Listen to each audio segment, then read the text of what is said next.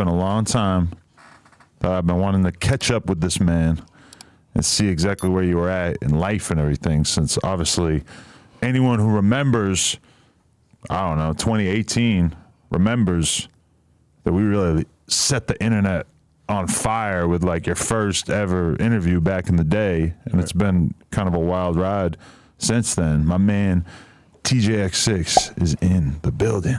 We back, man. How you feeling? Great. It's time to go.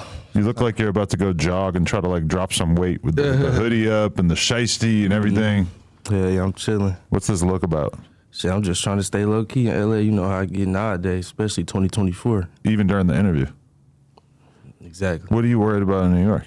Or in LA, sorry. Nothing. You think you got ops out here? Nah.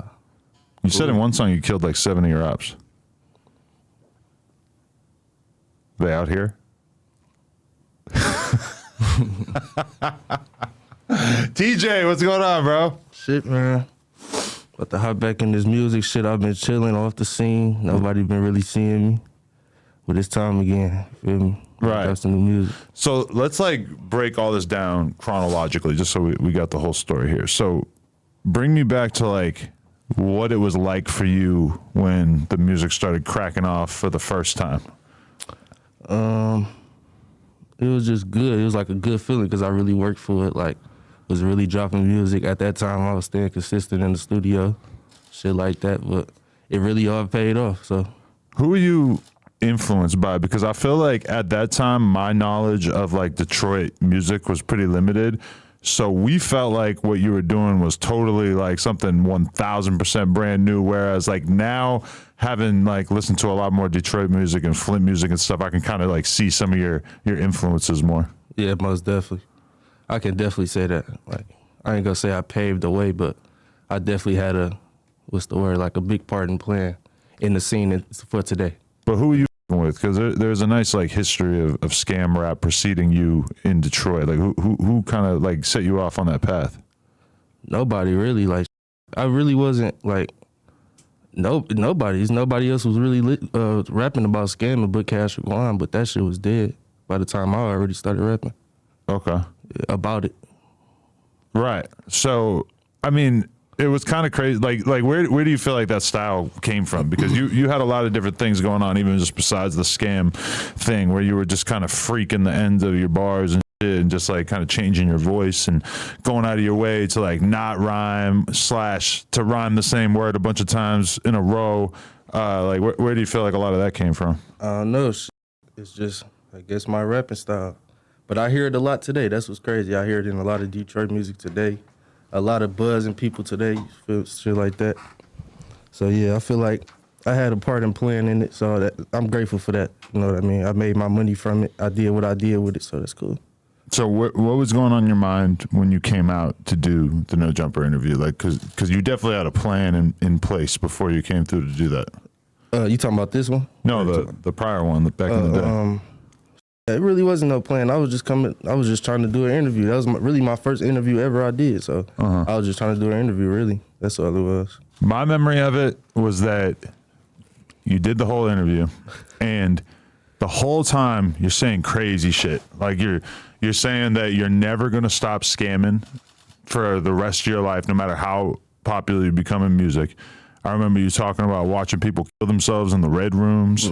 Shit like that, like just, I don't know, just like a lot of stuff that kind of felt like, damn, like this dude is either like joking or insane, was like how I felt about it while I was sitting there. And then I remember as soon as you got done the interview, you go up to your manager, Propane at the time, and you're like, we got him, like that was so fucking hard, like you were hyped. Yeah, because it was just like, it was a hard interview. What you mean? No, you went crazy. I knew what it was gonna do. But so basically, it was like at that moment that I realized, like, oh, every moment during that interview where you were saying some shit that I was like, is he serious? I'm like, oh, he's not serious. He's controlling me. No, I was dead serious. But I don't think okay, so you're telling me that you actually plan on scamming for the rest of your life? Yes.